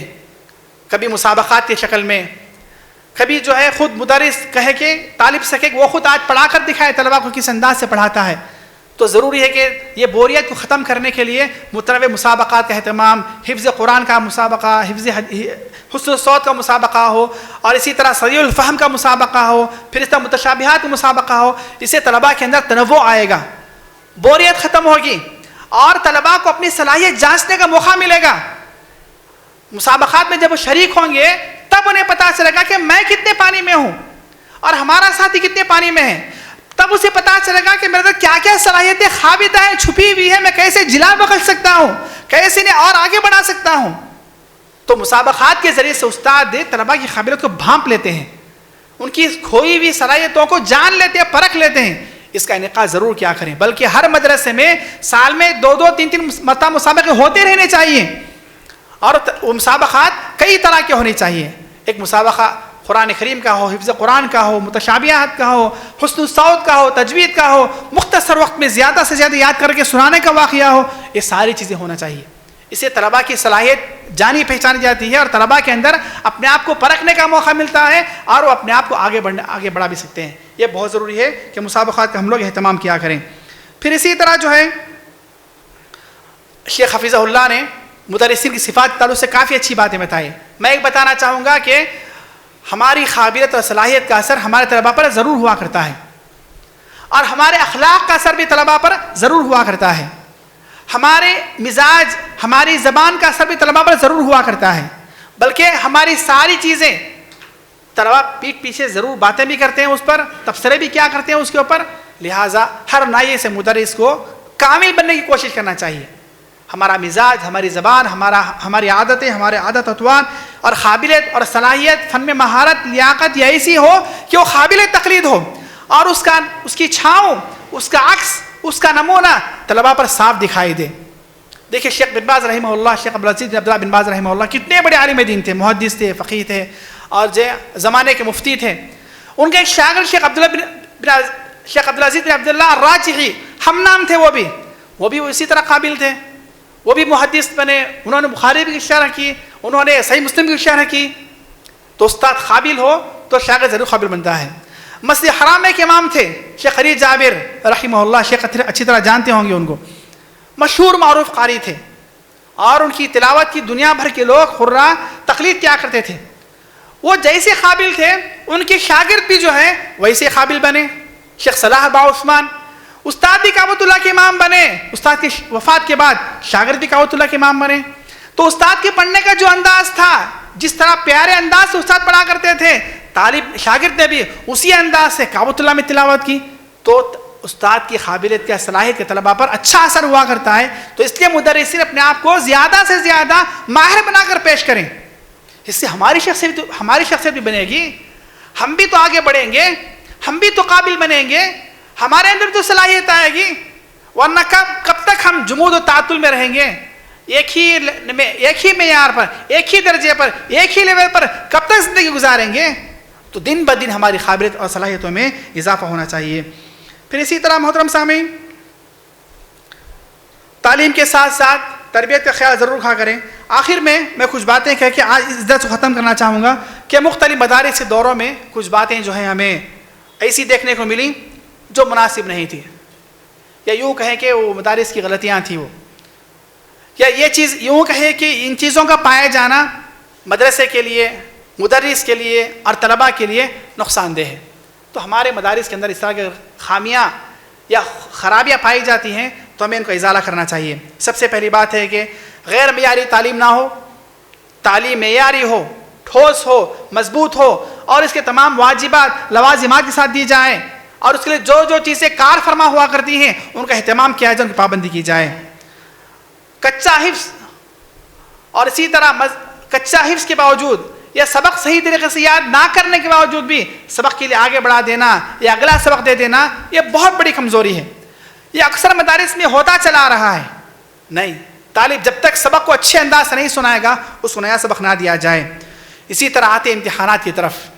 امتحانات وہ کسی بھی ادارے کی نشانی ہوا کرتے ہیں. ادارہ جتنا قابل ہوا کرتا ہے اس کے امتحانات بھی اسی قدر معیاری ہوا کرتے ہیں، اور استاد جس قدر قابل ہوا کرتا ہے ان کا طریقہ امتحان بھی اسی قدر معیاری ہوا کرتا ہے، اور بالآخر نتیجے کے طور پر وہ طلباء بھی ویسے قابل ہوا کرتے ہیں. تو امتحانات کو جو نظام ہے اس کو بدلنا چاہیے. امتحانات کے نظام میں کافی خلل پایا جاتا ہے. ایک مدرسے کا میں نے دیکھا کہ ایک طالب 25 پارے حفظ کر چکا ہے، لیکن جب سالانہ امتحان کے لیے مجھے کہا گیا تو 10 پاروں کا امتحان. میں نے کہا کہ طالب 25 پارے کر چکا ہے تو پوروں کا امتحان ہونا چاہیے. کہا کہ نہیں شیخ، یہاں کا سسٹم ایسا ہے کہ وہ 10 پارے یا 12 پاروں کا امتحان لیا جاتا ہے. نہیں، بالکل غلط بات ہے، بالکل غلط بات ہے. تو امتحانات کا معیار جو ہے نا وہ مناسب ہونا چاہیے. اس کے لیے ضروری ہے کہ امتحانات معیاری ہوں، اور اسی طرح سوالات متنوع ہوں، اور اسی طرح سوالات سارے نصاب پر محیط ہوں. جتنا طالب پڑھا ہے اس کا جو مقرون نصاب ہے ان تمام پر محیط ہو. اور ایک بہت ضروری بات ہے کہ داخلی کے بجائے خارجی ممتحن ہو. داخلی کے بجائے خارجی ممتحن. جب خارجی ممتحن ہوگا اس کے 2 بڑے فوائد ہوں گے. ایک تو سال بھر استاد نے طلباء کے تئیں کتنی محنت کی ہے اس کا اندازہ بھی لگ جائے گا، وہ بھی صاف نظر آ جائے گا. اور دوسری بات یہ ہے کہ طلباء بھی خارجی ممتحن کے ڈر سے اور اچھے انداز سے اور معیاری انداز سے اسباق کو یاد کریں گے. تو خارجی ممتحن کے بجائے داخلی ممتحن کے بجائے خارجی ممتحن پر اعتبار کیا جائے، یہ زیادہ چیز ہے. اور اسی طرح اکثر مدارس سے منصوبہ بندی بھی نہیں کی جاتی ہے جو کہ نقصان دہ چیز ہے. پھر اسی طرح مدارس کے ذمہ داروں سے ہماری گزارش ہے کہ وہ کم تنخواہوں کے چکر میں یا کم سہولیات کے چکر میں ایسے اساتذہ کو رکھتے ہیں جو کم تنخواہوں پر کم سہولتوں پر راضی ہو جاتے ہیں، جن کی قابلیتیں صلاحیتیں کم ہوا کرتی ہیں، جس کا نتیجہ طلباء پر پڑتا ہے. تو ادارے کے ذمہ داروں پر ضروری ہے کہ وہ قابل اساتذہ کو منتخب کریں. اساتذہ کے انتخاب میں وہ کئی چیزوں کو پاس و لحاظ رکھیں. ان کا حفظ بھی مضبوط ہو، ان کی قراءت بھی اچھی ہو، ان کا تلفظ صحیح ہو، تجوید صحیح ہو، آیت متشابہات پہ کافی حد تک وہ اچھے ہوں. ان تمام چیزوں کا پاس و لحاظ جس مدرس کو رکھ کر کیا جائے گا وہ مدرس یقیناً جو ہے وہ کامیاب ہوگا، بھلے وہ نیا ہی کیوں نہ ہو. ان خوبیوں کے مد نظر وہ آگے بڑھ جائے گا، مستقبل ترقی ضرور کر لے گا، کیونکہ اس پر اچھی بنیاد تو ضرور ہے. لیکن جس کا حفظ ہی کچا ہے، جن کی تجوید صحیح نہیں ہے، تلفظ صحیح نہیں ہے، تو ایسا مدرس وہ کتنے سال بھی رہے گا، وہ کیسے ترقی کرے گا؟ اللہ ہے کہ اسے بہت سخت محنت کرنا پڑے. اور اکثر مدرسین کے ہاں جو ہے تجوید کے تعلق سے بھی کافی کمیاں پائی جاتی ہیں. میں اپنا واقعہ آپ کو سناتا ہوں. 2004 میں خطر میں امام و خطیب تھا. جب مدرس تحفیظ کے لیے میں نے جو ہے اپنے کاغذات جمع کروائے تو 4 ممتحن نے میرا امتحان لیا، تقریباً 1.5 گھنٹہ، اور اللہ کے فضل و کرم سے 95 نمبر دیکھ رہا ہوں انہوں نے مجھے کامیاب کر دیا. لیکن جب تجوید کا امتحان لینا کو موقع آیا تو مجھے 75 نمبر دیے گئے اور ناکام کر دیا گیا. کہا کہ آپ کی تجوید تو اچھی ہے، لیکن بحیثیت مدرس جس تجوید کے جس معیار کی تجوید کی ضرورت ہے وہ آپ کے اندر نہیں ہے. مجھے ناکام کر دیے. پھر مجھے ایک موقع دیا گیا، ایک کتاب دی گئی اور کہا کہ 15 دن کے بعد آپ دوبارہ امتحان دیجئے. تب مجھے انہوں نے کامیاب کیا. یہ معیار ہوا کرتا ہے عرب کا، اور اس جگہ پر پڑھنے والے بچے بھی معیاری ہوا کرتے ہیں. تو دوسرے مرحلے میں میرا جو فیل ہونا تھا نا وہ میرے لیے مفید ثابت ہوا. تو محترم سان اس بات کا خیال رکھا کریں کہ مدرسین کی تعین کے اندر کافی باریک بینی سے ہمیں کام کرنے کی ضرورت ہے. پھر اسی طرح متشابہات پر توجہ نہیں ہوا کرتی ہے. اساتذہ کی چھٹیاں زیادہ، طلباء کی چھٹیاں زیادہ، ناظرہ ختم کیے بغیر ہی بچوں کو حفظ کروا دینا، کچا سبق سن کر سبق کو آگے بڑھا دینا، آسان امتحانات، گھسے پٹے سوالات. بعض اساتذہ ایسے ہوتے ہیں امتحانات میں کہ طلباء کو اچھی طرح پتہ ہوتا ہے کہ فلاں استاد فلاں سوال ضرور کریں گے، فلاں استاد فلاں سوال ضرور کریں گے. یہ کچھ مشہور چیزیں ہوا کرتی ہیں. نہیں، ہمیں متنوع ہونا چاہیے. اس کا بھی بہت برا اثر ہوا کرتا ہے. اور اسی طرح مخصوص حصوں کے امتحانات اور تعلیمی رپورٹ کا اہتمام نہ کرنا، یہ تمام چیزیں یہ وہ چیزیں ہیں جو غلطیاں ہیں جو مدارس تحفیظ کے لیے غیر معیاری ہوا کرتی ہیں. تو محترم سامعین، محترم اساتذہ کرام، میرے انتہائی لائق اور فائق اور محترم اساتذہ کرام، میرے اساتذہ کرام، ہم تمام خدمت دین قرآن سے جڑے ہوئے ہیں، ہم سیکھنے سکھانے کے لیے آئے ہوئے ہیں۔ جو باتیں میں نے کہی ہیں تمام آپ جانتے ہوں گے ضرور، اگر آپ بھی کہیں تو میں بیٹھ کر سننے کے لیے تیار ہوں۔ ہمارا مقصد یہی ہے کہ افہام و تفہیم ہو، ان تمام باتوں کو اثر نو اعادہ کیا جائے، دہرایا جائے، تاکہ ہمارے ذہن و دماغ میں ان باتوں کی گونج ہو، اور کل دوبارہ جب ہم لوگ مسجد درس پر بیٹھیں گے ایک نئے عزم کے ساتھ، ایک نئے حوصلے کے ساتھ جائیں، اور انشاءاللہ اس کے اثرات جو ہے ادارے پر، مدرسے پر، طلباء پر، بالآخر امت مسلمہ پر اچھے اثرات مرتب ہوں گے۔ اللہ تعالیٰ سے دعا ہے کہ اللہ تعالیٰ مجھے اور تمام مسلمانوں کے علم نافع اور عمل صالح عطا فرمائے، اللہ تعالیٰ ہمیں اخلاص عطا فرمائے، ہماری خدمات کو قبول فرمائے، اللہ رب العالمین ہمیں معیاری انداز سے، صحیح انداز سے خدمت دین ادا کرنے کی توفیق عطا فرمائے۔ میں آپ تمام کو مشکور ہوں، میں تمام کو شکریہ ادا کرتا ہوں کہ آپ تمام ماشاءاللہ مدرسین ہوتے ہوئے، اساتذہ کرام ہوتے ہوئے، ہم غریبوں کی دعوت پر لبیک کہے آپ، اور اتنی دور دراز سے سفر کر کے آئے، یہ یقیناً قرآن کریم سے ہماری محبت، لگن، جذبے کی دلیل ہے۔ بس ہمیں مجھ میں جو کمیاں ہیں، جو خامیاں ہیں، جو سوراخ ہماری فن تدریس میں لگے ہوئے ہیں، پڑے ہوئے ہیں، ان کو اگر ہم بند کر لیں، ان خامیوں پر اگر قابو پا لیں ہم لوگ، تو انشاءاللہ ہم جو دین و دنیا دونوں میں کامیاب ہوں گے، اور خدمت قرآن کریم میں انشاءاللہ اللہ تعالیٰ کے ہاں ہم لوگ سرخ رو ہوں گے۔ اور قرآن کریم کے تعلق سے جو فوائد اور فضائل مناقب آئے ہیں انشاءاللہ ہم تمام اس سے متصف ہوں گے۔ وشکر لکم وجزاکم اللہ خیرا وبارک اللہ فیکم، والسلام علیکم ورحمۃ اللہ وبرکاتہ۔ جزاک اللہ خیرا و احسن الجزاء۔ ذی وقار معلمین اور معلمات، حفظ قرآن مجید کے اصول و ضوابط کے تعلق سے الحمدللہ کافی شافی اصول و ضوابط ہمارے سامنے شیخ محترم نے بڑی سادہ اور سلیس زبان میں بیان فرمائے ہیں۔ اگر ان تمام اصول و ضوابط پر ہماری نظر ہو اور انہیں ہم اپنے اداروں پر نافذ کرنے کی کوشش کریں تو وہ دن دور نہیں کہ سلفی جو ادارے تحفیظ کے ادارے ہوں گے وقت کے بڑے نامور اور مجود ادارے قرار پائیں گے انشاءاللہ۔ کافی بڑی بہترین باتیں ہمارے سامنے آئی ہیں، اور حقیقت بھی یہی ہے کہ تقریباً ہمارے ادارے ان تمام اصول و ضوابط سے خالی نظر آتے ہیں، جس کی وجہ سے آج ہمارا وہ مقام نہیں ہے جو کہ ہونا چاہیے دیگر مدارس کے مقابلے میں۔ اللہ رب العالمین سے میں دعا گو ہوں کہ اللہ تعالیٰ شیخ محترم کی عمر کو طویل فرمائے اور ان کے خدمات جلیلہ کو قبول فرمائے، اور اسی طرح ہمیں مستفید کرنے کی توفیق بخشے۔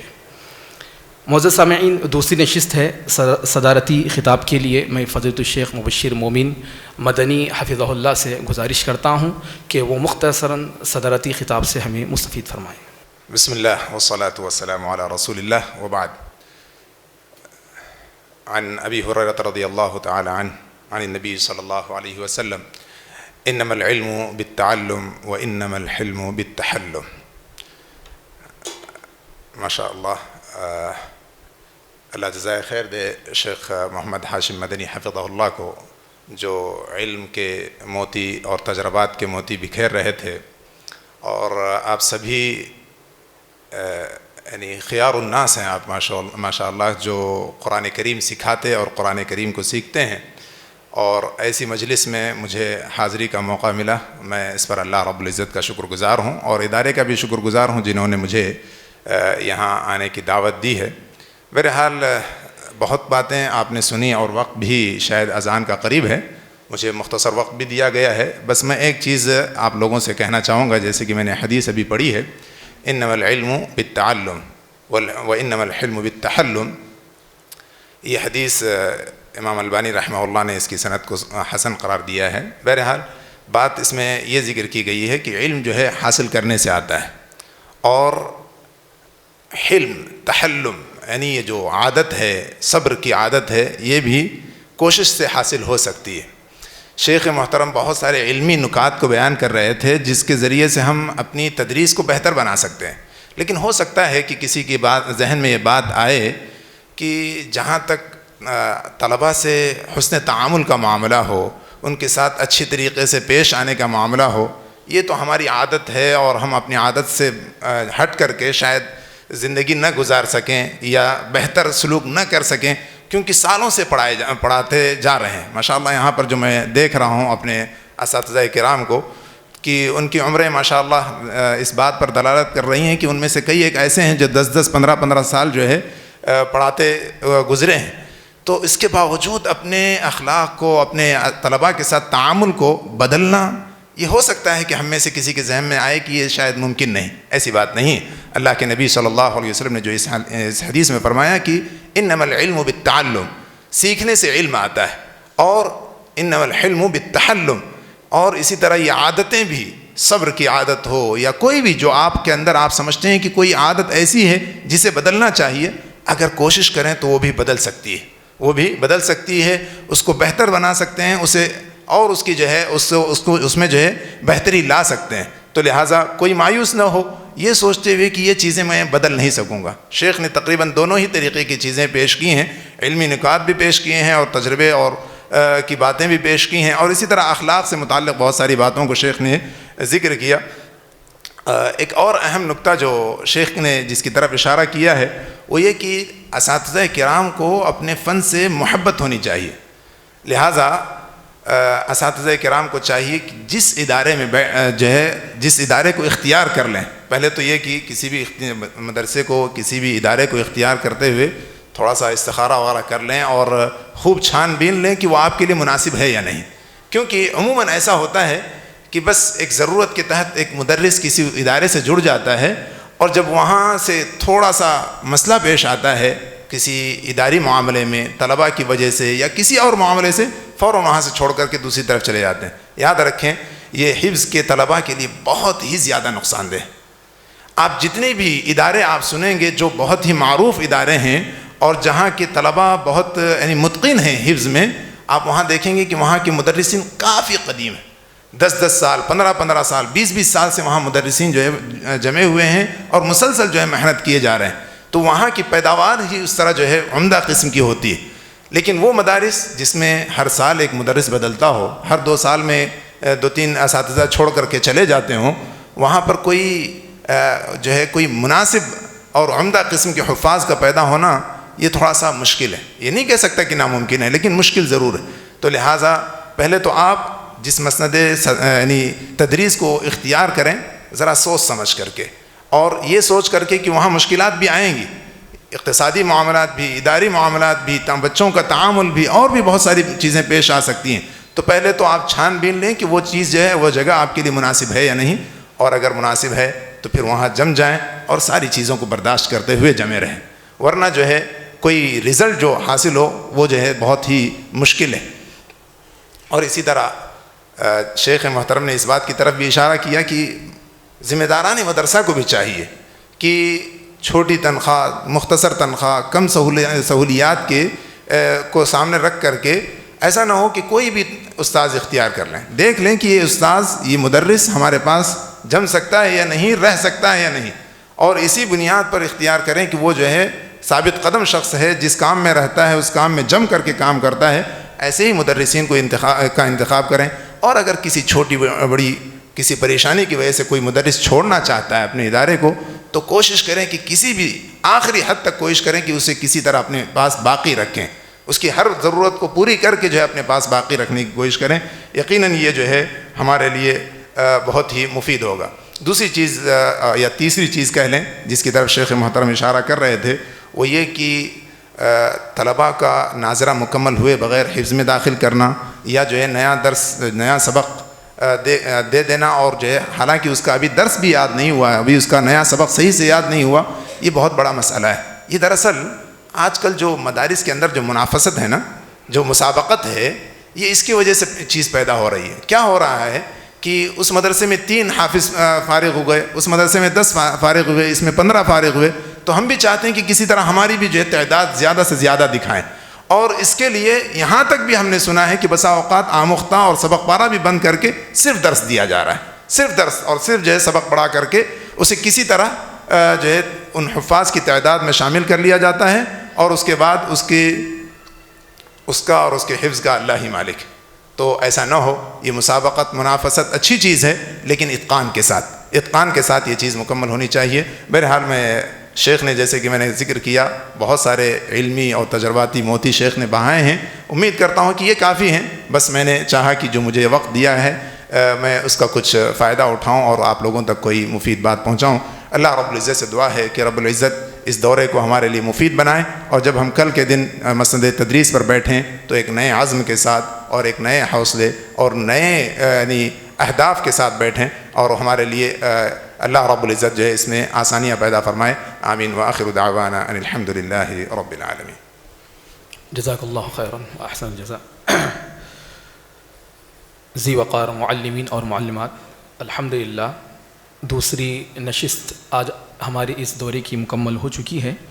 انشاءاللہ ابھی اذان ہوگی اسی وقت اور ٹھیک 1:15 بجے جماعت کھڑی کی جائے گی اور اسی طرح انشاءاللہ 1:30 بجے سے لے کر 2:30 بجے تک یہ ظہرانے کا وقت رہے گا. انشاءاللہ پہلی منزل پر آپ کے لیے ظہرانے کا انتظام کیا گیا ہے اور ٹھیک 2:30 پر ہماری تیسری نشست کا آغاز ہوگا.